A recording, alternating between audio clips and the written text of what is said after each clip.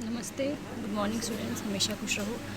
आज मैं आपके सामने जो टॉपिक लेके आ रही हूँ उसका नाम है प्रतिमान, शिक्षण प्रतिमान, टीचिंग मॉडल। कक्षा में अध्यापक छात्रों के लिए एक मॉडल के रूप में होता है और कक्षा के सारे विद्यार्थी अध्यापक जी का अनुसरण भी करते हैं। अतएव इस स्थिति में मॉडल का होना बहुत ही आवश्यक है। मॉडल एक आदर्श के रूप में होता है। मॉडल वास्तव में एक मौलिक वस्तु का सही प्रतिरूप है। एक आम व्यक्ति की दृष्टि से ब्लूप्रिंट भी कह सकते हैं, परंतु यह ब्लूप्रिंट मकान का निर्माण करने के लिए एक प्रकाश चिन्ह की भांति कार्य करता है। एक इंजीनियर भी प्रस्तावित बांध का मॉडल तैयार करवाता है व उसके बाद प्रस्तावित बांध का निर्माण कार्य शुरू करवाता है। विशेषतः आज के युग की हम बात करें तो आज के युग में शिक्षण जो है वो जटिल पठन पाठन स्थितियों के रूप में है, तो अध्यापक के लिए मॉडल अत्यधिक उपयोगी हो जाता है और मॉडल के द्वारा ही हम अपने निश्चित लक्ष्यों की प्राप्ति भी कर सकते हैं। अब हम बात करें तो डेफिनेशन के बारे में। कुछ डेफिनेशन देखो, जॉयस तथा वेल ने कुछ डिफ़ाइन किया है शिक्षण के बारे में, शिक्षण मॉडल के बारे में। उन्होंने बताया है कि ये वातावरण संबंधी विषय को स्पर्श तथा उत्पादन प्रक्रिया का वर्णन करते हैं, जिसके कारण विद्यार्थी इस प्रकार प्रतिक्रिया करते हैं ताकि उनके व्यवहार में परिवर्तन आ जाए। तथा उन्होंने दूसरी डेफिनेशन जो दी है वो है अध्यापन मॉडल एक नमूना अथवा योजना है जिसे पाठ्यक्रम के निर्माण हेतु अध्यापन सामग्री का चयन करने तथा अध्यापन की क्रियाओं के मार्गदर्शन हेतु काम में लाया जा सकता है। इसी अनुसार उन्होंने ये भी बताया कि अध्यापन मॉडल में शैक्षणिक क्रियाकलापों तथा वातावरण के निर्माण के बारे में मार्गदर्शन रेखाएँ सम्मिलित है। यह निश्चित लक्ष्यों को प्राप्त करने के इरादे से अध्यापन अधिगम के तरीकों को स्पष्ट करता है। पॉल डी इगेन ने बताया कि मॉडल विशिष्ट अध्यापन लक्ष्यों को संपन्न करने के लिए निर्देशित अध्यापन युक्तियाँ रचनाएं के रूप में उजागर आता है। Model are the perspective teaching strategies design to accomplish particular instructional goals. A model of teaching is a set of interrelated components arranged in a sequence which provides guidelines to realize specific goal. It helps in designing instructional activities and environmental facilities, carrying out these activities and realization of the stipulated objectives. शिक्षक द्वारा निर्धारित उद्देश्यों को संपन्न करने हेतु अध्यापन model एक पूर्व रचित ब्लूप्रिंट है जो कि आवश्यक ढांचे तथा दिशा का उपलब्ध कराता है।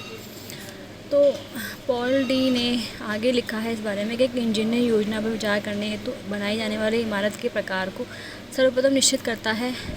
उदाहरणार्थ एक इमारत, पुल अथवा एक सड़क। ऐसा करने के बाद वह उस ढांचे के निर्माण में लागू करने के लिए उपयुक्त ब्लूप्रिंट अथवा स्वरूप का चयन करता है। इस ब्लूप्रिंट का विशिष्टीकरण ही इमारत के प्रकार और इंजीनियर के कार्य को निश्चित करता है।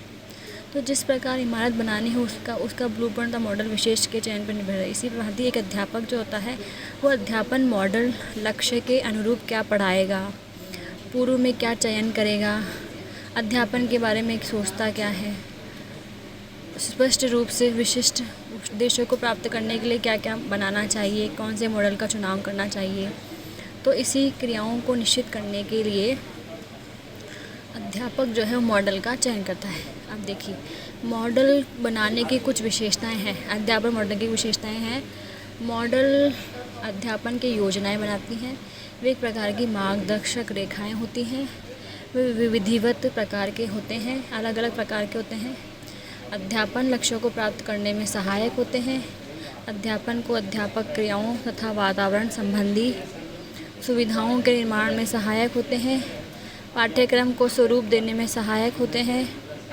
ये अध्यापक को अनुदेशनात्मक सामग्री एवं विधियों का चयन करने में मार्गदर्शन भी प्रदान करते हैं। यह विद्यार्थी के व्यवहारगत परिवर्तनों को निश्चित करते हैं। यह अधिगमकर्ता के उचित व्यवहार परिवर्तन में सहायता भी करते हैं। इस प्रकार से कुछ विशेषताएं इस प्रकार। अब बात आती है टीचिंग मॉडल के जो टाइप्स हैं। अध्यापक द्वारा काम में लिए जाने वाले अध्यापन मॉडल उपलब्ध शोधकर्ता के आधार पर के सिद्धांत पर आधारित होते हैं। वो उनके उद्देश्यों को ठीक रूप से पूरा कर रहे हैं कि नहीं, इसके अकॉर्डिंग मॉडल का चुनाव करना होता है। तो इसी अकॉर्डिंग 1975 में हिलगर्ड और बाबर ने ऐसा प्रयास करते हुए कुछ डिफरेंट टाइप्स के मॉडल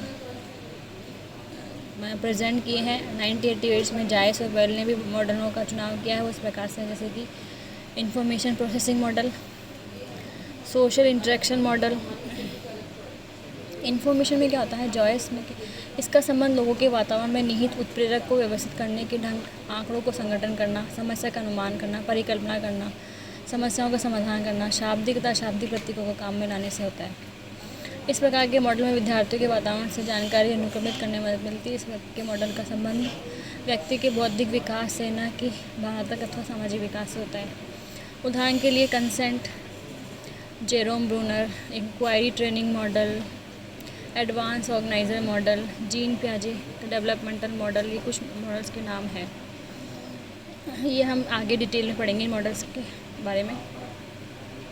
सामाजिक अंतःक्रिया का मॉडल, सोशल इंटरेक्शन मॉडल, अध्यापन मॉडल व्यक्ति में सामाजिक कुशलता लाते हैं। वेल जैसे शब्दों में ये मॉडल जनतांत्रिक प्रक्रियाओं के सुधार तथा समाज के सुधार को न कि व्यक्ति क्षमता के सुधार को प्राथमिकता देता है। इस के मॉडल समाज के विकास पर अधिकाधिक बल भी देते हैं।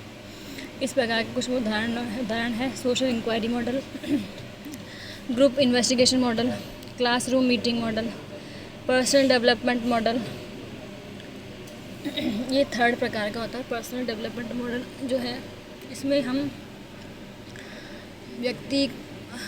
इस प्रकार के मॉडल में व्यक्ति को वातावरण में पूर्णतया विकसित करने में सहायक होते हैं। व्यक्ति अपने उद्देश्यों को प्राप्त करने के योग्य बन जाता है, जैसे कि non directive model, awareness training model,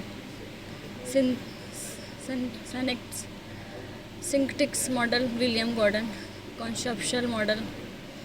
अब है फोर्थ, बिहेवियर मॉडिफिकेशन मॉडल। इन मॉडलों का संबंध व्यवहार सुधार सिद्धांतों से होता है। व्यवहार इस वर्ग के अधिकांश मॉडल के उदाहरण है the training model, stress reduction model, desensitisation model आदि। नाउ ये इस प्रकार के कुछ मॉडल्स के टाइप्स थे। कुछ जो बेसिक एज्यूम्पशन दिए गए हैं मॉडल के बारे में, वो अब हम बात करते हैं। शिक्षण प्रतिमान जो है निम्नलिखित परिकल्पनाओं पर आधारित है। पहला है उपयुक्त वातावरण, एप्रोप्रिएट एनवायरनमेंट। शिक्षण तभी अर्थपूर्ण हो सकता है जब अधिगम के लिए उपयुक्त एनवायरनमेंट प्राप्त हो। कोई एक विधि सभी विद्यार्थियों के सफल सिद्ध नहीं हो सकती, आप जानते अच्छे से। इसलिए हमें ऐसे वातावरण का निर्माण करना चाहिए जिसमें विद्यार्थियों को विभिन्न तरीक़ों से पढ़ाया जा सकता है। इसीलिए एक अध्यापक को शिक्षण के विभिन्न मॉडलों का ज्ञान होना बहुत ही आवश्यक है, ताकि वो उनका मॉडल का यूज़ कर सके और अलग अलग मेंटल लेवल के स्टूडेंट्स को पढ़ा सके।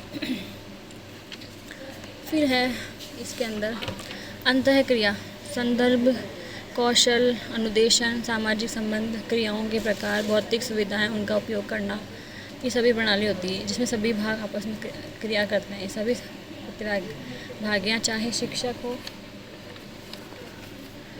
या विद्यार्थी, दोनों के व्यवहार को समर्पित करती है। थर्ड हम बात करते हैं अज्यूम्पशन की, दैन अचीवमेंट ऑब्जेक्टिव। शिक्षक तत्वों को विभिन्न तरीक़ों से आयोजित करके विभिन्न प्रकार के शिक्षण उद्देश्यों की प्राप्ति भी की जाती है। फिर फोर्थ जो अज्यूम्पशन आता है वो है डिफरेंट आउटकम्स। तत्वों के विभिन्न समीक्षण, विभिन्न प्रकार के वातावरण का निर्माण करना, विभिन्न परिणाम निकालना, उचित वातावरण के निर्माण के द्वारा विभिन्न प्रकार के अधिगम कराना, ये सभी इस अज्यूम्पशन के भीतर आते हैं। नेक्स्ट जो है हमारा वो है स्पेसिफिकेशन ऑफ एनवायरनमेंट। शिक्षण मॉडल कक्ष शिक्षण अधिगम प्रक्रिया के लिए वातावरण की सूक्ष्मता भी प्रदान करता है। तो ये सभी अज्यूम्पशन थे शिक्षण मॉडल के बारे में। I hope you understand all the topic teaching model. Thank you.